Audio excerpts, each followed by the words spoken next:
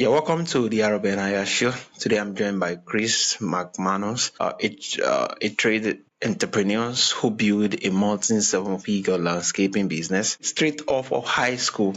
Became a millionaire at 26 and is now building towards $25 million valuation across landscape, pool, and real estate. This is the real stories of great trade and discipline growth. It's really a pleasure having you on the show. Yeah, it's really a pleasure having you on the show. Yeah, Chris. So, Chris, what was it like growing up for you? It was good. A big family, grew up on a farm. I think that's where the work ethic came from. I think when you're a kid and you're working and working and working like a farm requires, you don't think of it that way. You get a little frustrated and feel like it's Yeah, free labor. But now looking back, super, super fortunate to be able to do that. And, I grew up racing motocross. That been kind of my passion, and got to kind of a semi-professional level, and it got to a point I was 18, 19 years old. Was making a little bit of money racing motorcycles, but not enough to pay the bills. So always liked working outside, started mowing some grass, as a flexible schedule, could pay some bills. And did that, kind of did part-time, grass mowing and then motorcycle racing. And for about a year or two, and the motorcycle thing just really wasn't working out. So I kind of took all that drive and energy and time and just poured it into the business, and it kind of grew from there. amazing, amazing. It's really amazing just hearing your stories. So, becoming a millionaire at 26 is really. What sacrifice did people not see behind the scene? Most of them. There was a time period there for a good few years where I went to work at, probably 5, 6 a.m., maybe went to the gym, and then I was working by 6 or 6:30, and then I worked till 7, 8, 9 o'clock that night. That was pretty common, and I was doing that 7 days a week, Sunday to Sunday. Every now and then I'd take a half day or a Sunday, but there was probably 2 years straight of that was just what I was doing. So I think that's a big part of it. And then, just, man, lack of sleep. There's some health problems that can get involved. It can be stressful on relationships. My wife's a saint for putting up with me, but we've definitely kind of had our bumps in the road with her frustration of just, hey, when are you going to ever not be at the office? So that's something I've really worked on over the last 18 months to try to kind of do a little better job, maybe not work as much and maybe just do smarter work. And I've been able to tell the difference really just in myself and in my personality as a whole, when things just kind of taking a breath and kind of recharging the battery, it can make a big difference and can definitely clear your head. Yeah, amazing. So, Chris, what was some of all the hardest lessons you learned while landscaping your first seven figure? Man, there's been a lot. I think a big one is, I don't know, probably don't take everything personally. It's business.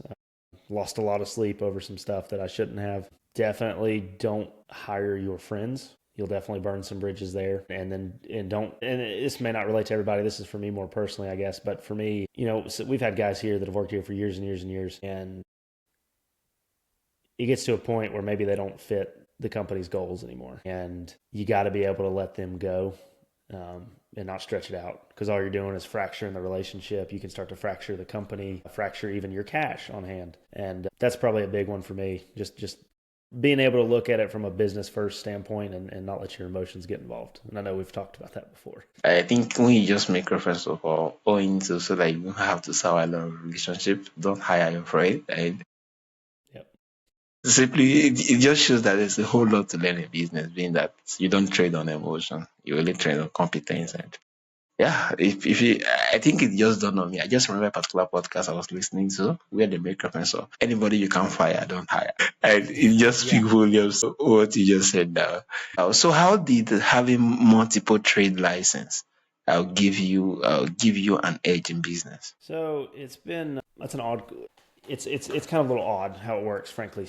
In our field, the landscape irrigation world, in our area, not really been a trade license requirement until probably about the last 10 to 12 years. And that's not necessarily a bad thing, but what it does is allows pretty much anybody and everybody to go call themselves a landscaper right out of the gate, or an irrigation specialist. And I'm not saying that it's a bad thing, but you start to get into some of these, especially these larger scale jobs or these certain, commercial properties and stuff like that. And you need to know what you're doing. And there needs to be somebody enforcing the fact that you need to know what you're doing, because you can cause a lot of issues, especially with, landscaping and irrigation.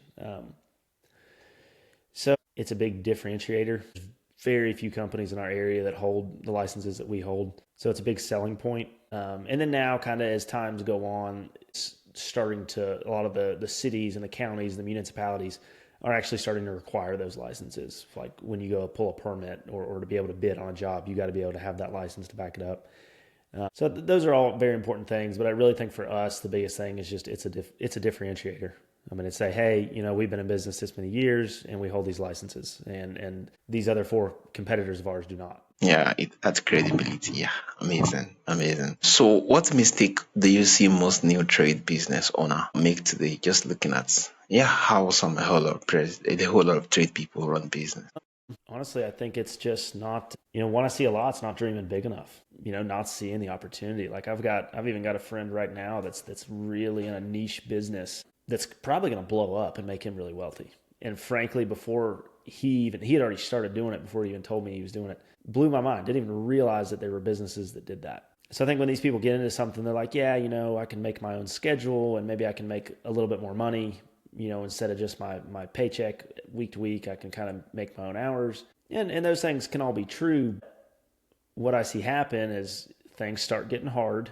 You kind of get past that honeymoon period and they're like, wow, this actually kind of sucks. And you've got just, to be frank, man, I think some people are cut out for it. Some people aren't.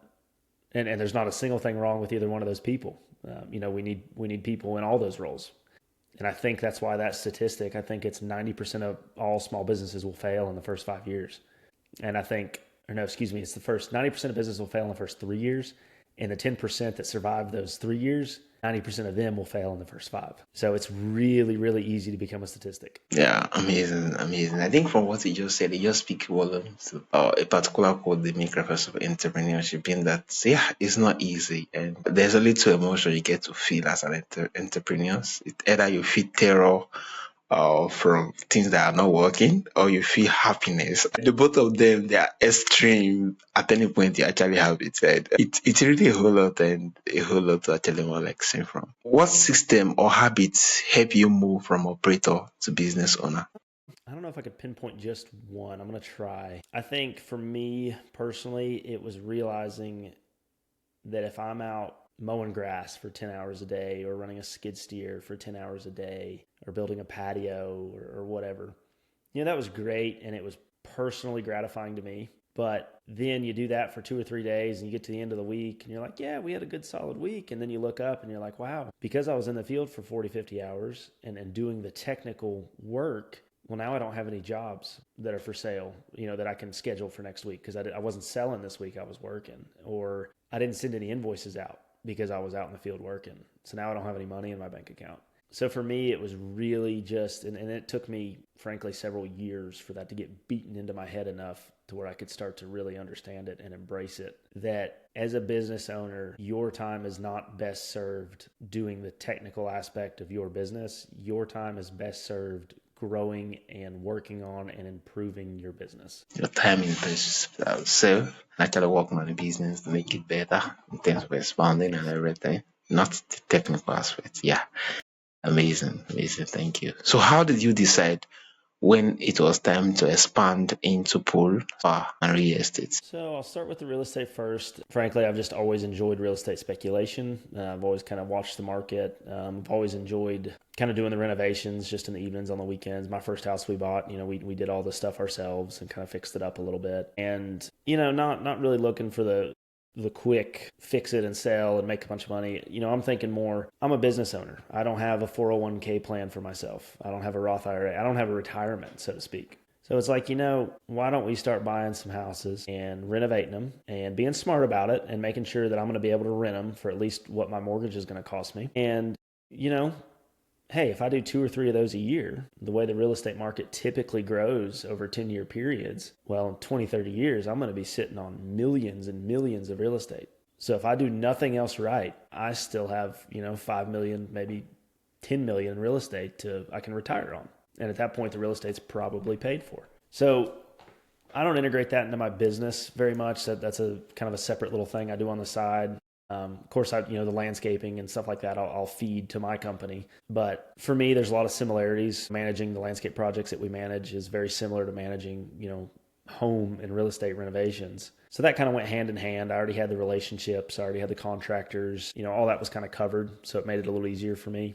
And then the pool stuff, just something I want to do since a kid, just like, hey, I want to create these really awesome backyards that people can, bond together as a family and hang out, and all the friends are there, and you can sit in the pool and drink a beer and just hang out. And just kind of always loved it, liked it, and had kind of explored acquiring a pool company several years ago and kind of hit a dead end. And I was like, well, we'll kind of wait. Landscaping was keeping us plenty busy. And an opportunity came up a little over a year ago for a local company. Owner was wanting to slow down and retire. And, we sat down. It took, a couple months of negotiations and due diligence, and we ended up pulling the trigger, got that done. And that's been quite the learning curve, but it's an awesome acquisition. I'm very happy we did it. Yeah, amazing. Oh, thank you so much for sharing. So what role did mindset play in pushing through burnout, pressure, and setback? I'm going to repeat myself. Man, it's just, you can't quit. That's, I think, honestly, bottom line for me is I can't quit. And then the other part is really just having the right vision and the right things to motivate you, and just trying to look at the long-term picture. Like, yeah, this absolutely probably sucks right now, but if we can just get through this, I'll be so grateful that I did in 5 years or 10 years or whatever that looks like, and just keep plugging away. Yeah, amazing. Just keep working at it. Yeah, more like living it and dumping it. It's not even a thing. So you have to just forge ahead and keep working at it. Things work out. So how do faith and family influence the way you lead and make decisions? So my faith leads everything. Honestly, I think that makes me, whether for better or worse, it makes me maybe a little more aggressive than I should be sometimes with the businesses, because at the end of the day, I like to think I have enough blind faith to know that God's going to take care of me. He's going to take care of my family. And then on the family aspect of that, and that's something, especially as, I've got a young son at home, I've got a wife, if I definitely start to think about it a lot more now than I did in years past on, hey, if I do this move in the business, or I do this change in the business, is it going to affect my time at home? Is it going to require me to work longer hours or harder hours? If it is the short-term sacrifice worth the long-term goal? So for me, it makes me think about and consider some of those things more than I used to, because at the end of the day, my faith in my family, it's my rock. I can have just a horrible day, and go home and see my little 1-year-old boy come crawling to the door with a big grin on his face, and it'll just, man, it takes all that stress right off you. Yeah, amazing. Finding out time, even if the schedule is busy, to actually stay with family. Yeah, it's really amazing, because I just noticed more like when I was reading biography, and it dawned on me that a whole lot of our persons who create outstanding business and a whole lot of big business, most of the things they get wrong is their family, and being that they were not there, they were not present, and just sharing the fact that you actually make out time, it's really lovely and amazing. Yeah. And I see that a lot, and I'm very guilty of it too. But again, for me, it's like, I could shut the doors and I could go find a job and probably make a really great salary with all my experience and certifications. And I could work 40 hours a week. I could work a 9 to 5, and then I could go home.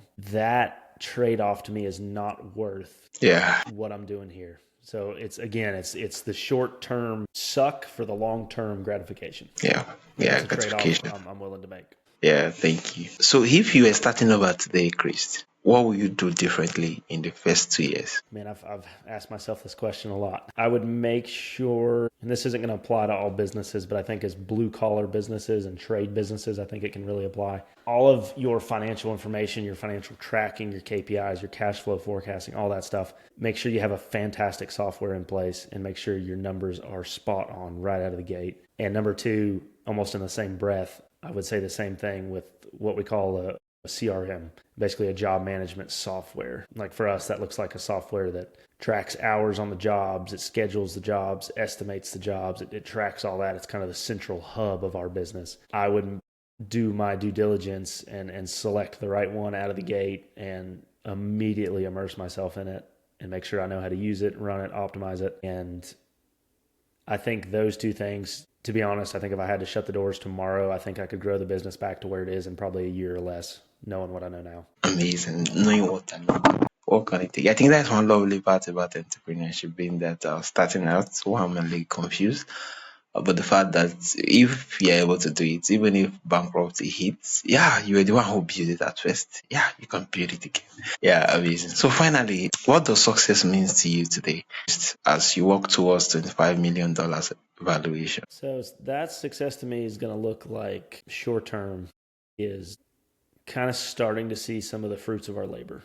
Starting to see our savings account grow, starting to see our equipment improve, our culture get even better, our people get even more well trained and even more well paid, because all that is so crucial to getting to that $25 million valuation. So I think that's something the last 12 months and really the last 6 months, we have worked so hard on improving all those aspects. And we're slowly starting to see the results of all that effort. And it's just something I want to continue to improve on and improve on and improve on as we hit the next level. Yeah, amazing. Thank you so much, Chris. So, Chris, for my audience who wants to connect with you, who wants to listen to you, and who wants to reach out to you, how can they reach out and where is the best platform? Yeah, so best platform is going to be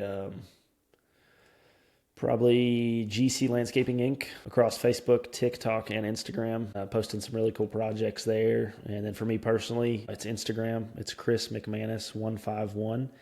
Hit me up, follow me, like me, shoot me a DM. Love to chat, love to help in any small way that I hopefully can. Would be happy to.